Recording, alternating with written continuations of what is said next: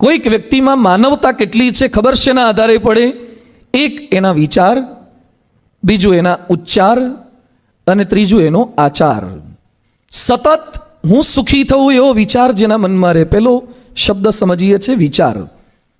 આની સાથે સાથે આપણી જાતને થોડીક સરખાવવાનો પ્રયત્ન કરવાનો કે ભગવાનના વિચારો કેવા હતા, મહાન પુરુષોના વિચારો કેવા છે અને મને કયા પ્રકારના વિચારો આવે છે. આપણે બધા બહુ જ વિચાર કરીએ છીએ. હું બોલું છું ત્યારે પણ કેટલાકના વિચાર ચાલુ હશે, પૂરું થયા પછી કેટલાકના વિચાર ચાલુ હશે. અલગ અલગ પ્રકારના વિચાર વગરનો માણસ ભાગ્યે જ હોય. સૂતો હોય તો પણ વિચાર ચાલુ હોય છે. એટલે ઘણા રાત્રે ઊંઘ નથી આવતી, આંખો બંધ થાય, વિચાર બંધ ના થાય. વિચાર તો સતત ચાલુ રહે છે. ક્યારેક સ્વપ્નનું સ્વરૂપ ધારણ કરી લે છે એ વિચાર યાત્રા સતત ચાલુ છે. એને કારણે તો શોધ અને સંશોધનો થાય છે. પણ સતત વિચાર માણસ હું સુખી કેવું થવું એના કરે છે. પોતે સુખી થવાના વિચાર કરે એ આધુનિકતા છે. બીજાને સુખી કરવાના વિચાર આવે તે માનવતા છે. હું કેમ સુખી થવું એ આધુનિકતા છે. વિજ્ઞાન આ જ કરે છે પ્રયત્ન. પરંતુ બીજા કેમ સુખી થાય મારે લીધે એ માનવતા છે. પોતે દુઃખમુક્ત થવું તેવા વિચાર આવે એ આધુનિકતા છે. પોતે દુઃખમુક્ત થવું એવા વિચાર આવે આધુનિકતા છે. અને બીજા દુઃખમુક્ત થાય એવા વિચાર જે આવે આધ્યાત્મિકતા છે અથવા તો માનવતા છે. રામ રાજપુત્ર હતા. સુખ સાહેબી છોડીને રાજમાં ગયા, વનમાં ગયા. મખમલના ગાડલા પર પોતે સુનારા હતા. ઘાસ પર એમને સુવાનું મળ્યું છે. છતાં રામાયણમાં એક એવી કોઈ મોટી ફરિયાદ રામની નથી આવતી કે જેમાં એવું બોલ્યા હોય કે હેરાન થઈ ગયા, 14 વર્ષ સુધી કશું ખાવાનું હરખું મળતું નથી, સુવાનું મળતું નથી, સગાવાલાથી દૂર જવું પડ્યું છે. એક એવી ફરિયાદ એમની નથી આવી. રથોમાં બેસનારા, ઘોડા પર બેસનારા, પગપાળા ચાલવું પડ્યું છે છતાં ફરિયાદ નથી આવી. 32 પ્રકારના વ્યંજન જમનારા હતા અને એને સાવ સામાન્ય ફળફૂલ ખાવા પડે છે છતાં ફરિયાદ નથી આવી. અને એ જ રામ જ્યારે ચિત્રકૂટમાં અયોધ્યાવાસી સાથે આવ્યા અને અયોધ્યાવાસીને સામાન્ય કંદ ફળ ફૂલ ખાવા પડે છે અને રામ શું બોલ્યા? નાથ લોગ સબ નિપટ દુખારી, કંદ મૂલ ફલ અંબુહારી, સાનુજ ભરત સચિવ સબ બાતા, દેખી મોહી પલ જીમી જુગ જાતા.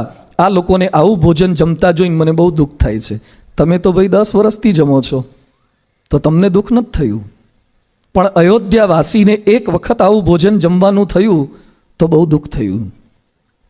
આપણને દુઃખ થાય અને વિચાર આવે એ માનવતા નથી. કોઈક બીજાને દુઃખ થાય અને વિચારો આવે દુઃખમુક્ત કરવાના, એ માનવતા છે. બાપાને પ્રશ્ન પૂછ્યો કે સ્વામીજી આપને કયો વિચાર ક્યારે નથી આવ્યો? ત્યારે પ્રમુખ સ્વામી મહારાજ શું બોલ્યા હતા? કોઈનું ક્યારે અહિત કરવાનો મને વિચાર આવ્યો નથી. બીજી છે ઉચ્ચારની અંદર માનવતા.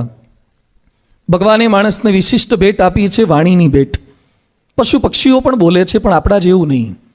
એ લોકો પણ સંવાદિતા તો સાધતા હશે, કમ્યુનિકેશન કરતા હશે, પણ આપણે જે પ્રકારનું બોલીએ છીએ, જે વેરાયટીનું બોલીએ છીએ, જ્યારે રાજી હોય ત્યારે બોલીએ અને કુરાજી થઈએ ત્યારે કેવું બોલીએ છીએ. આપણી પાસે જે વિવિધતા છે એટલી વિવિધતા લગભગ કોઈ સજીવ સૃષ્ટિની અંદર નહીં હોય. પણ આપણું બોલવાનું કેવું હોય છે? સવારથી સાંજ સુધી આપણા ઉચ્ચારો કેવા? પામરતા ભર્યા, પશુતા ભર્યા અને દાનવતા ભર્યા. આપણી વાણીમાં ક્યારેક ભાષા શુદ્ધિ હોય છે પણ ભાવ શુદ્ધિનું ઠેકાણું નથી હોતું. આપણા ઉચ્ચારોથી બીજાનું સારું થાય એ માનવતા છે. આપણા ઉચ્ચારોથી ભાંગેલા હૈયા મજબૂત થાય એ માનવતા છે.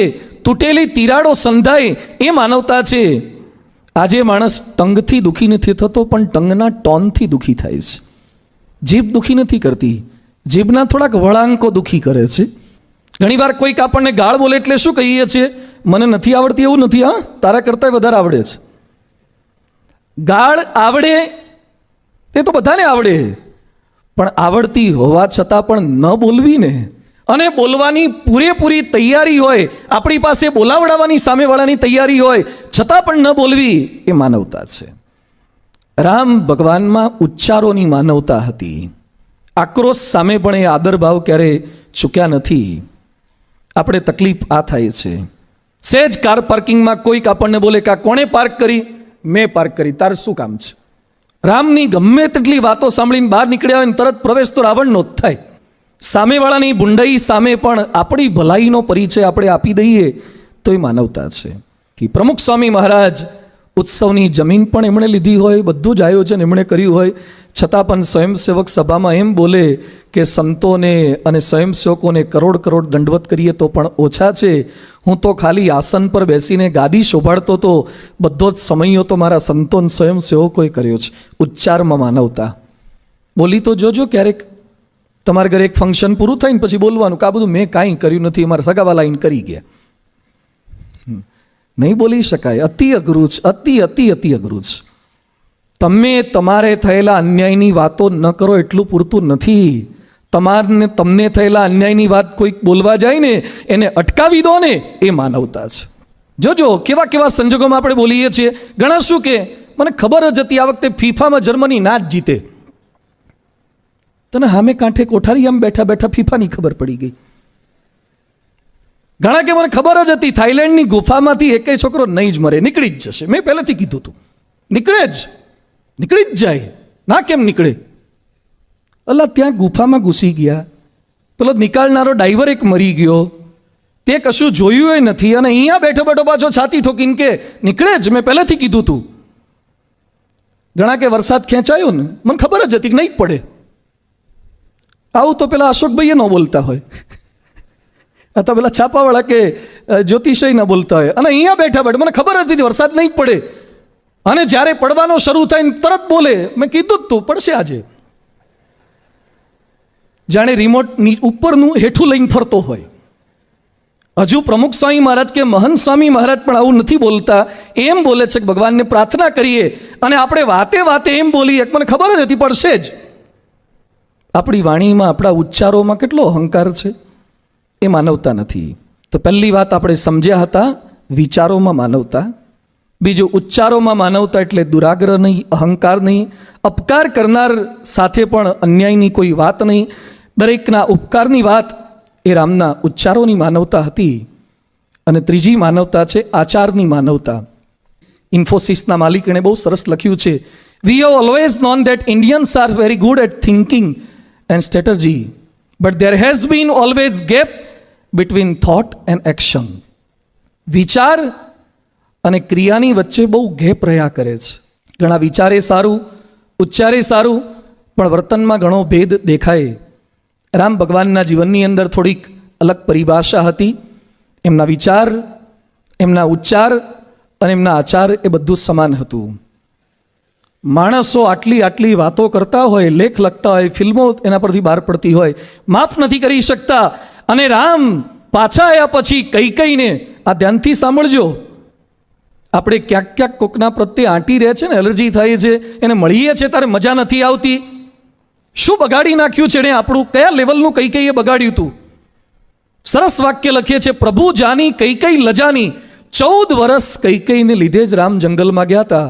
હવે રામ પાછા આવ્યા છે. કૌશલ્યાને સુમિત્રા તો પ્રેમથી આવકારી શકશે, કૈકેયી કરી તે બોલાવી શકશે. એને અંતરદ્રષ્ટિ બહુ થઈ ગઈ હતી, પ્રાયશ્ચિત પણ કંઈક કર્યું હશે. કૈકેયી નજીક નહોતા આવી શકતા. પ્રભુ જાની કૈકેયી લજાની, પ્રથમ તાસુ ગૃહ ગયે ભવાની. રામ સૌથી પહેલા કૌશલ્યાના ત્યાં ના ગયા, સુમિત્રાના ત્યાં ના ગયા, કૈકેયીના ઘરે ગયા. અને પછી શું કહે છે, તાહી પ્રભુધી બહુત સુખ દીના. હે દેવી, મને જે કંઈ આપત્તિ આવી છે એમાં તમારો કોઈ વાંક નથી. એ તો મારા પ્રારબ્ધમાં લખેલું હતું ને, એટલે તમને નિમિત્ત બનાવ્યા છે. મારા પ્રારબ્ધમાં લખેલું હતું. આ માનવતા છે. આજે આપણે ભગવાનના ચરણોમાં પ્રાર્થના કરીએ કે આપણા વિચારો, ઉચ્ચારો અને વર્તનની વચ્ચે બહુ ભેદ ના રહે. આપણા હૃદયની અંદર ભગવાનનું મંદિર થાય, ભગવાનના આદર્શોને આદેશ સ્વરૂપ સમજીને વણી શકીએ, એ બળબુદ્ધિ શક્તિ આપણને પ્રાપ્ત થાય. એ જ એમના શ્રી ચરણોમાં પ્રાર્થના.